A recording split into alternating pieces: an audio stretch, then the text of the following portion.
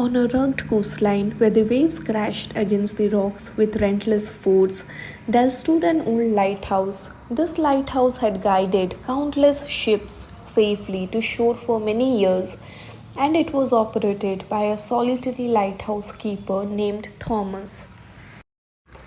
Thomas was a man of few words, living alone in the lighthouse for decades. He took pride in his work, knowing that his light saved lives every night. However, over the years, Thomas began to feel the weight of loneliness. The isolation started to wear him down, and he wondered if his work even mattered anymore. The ships passed by without a word of thanks, and no one ever visited him. His heart grew heavy, and doubts began to cloud his mind. One stormy night, as the wind howled and the sea raged, Thomas stood by the window watching the tempest.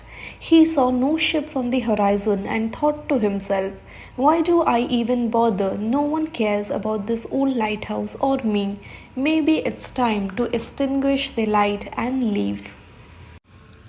But just as he was about to turn away, a small flicker of light caught his eye. Through the thick fog, he spotted a faint glow struggling in the distance.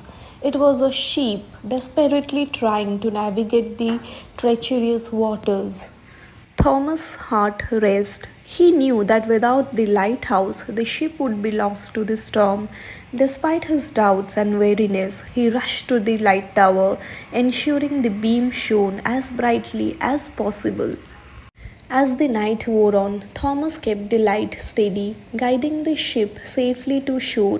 He watched from the window as the ship's crew disembarked, exhausted but alive. A deep sense of relief washed over him, knowing that his light had once again made a difference.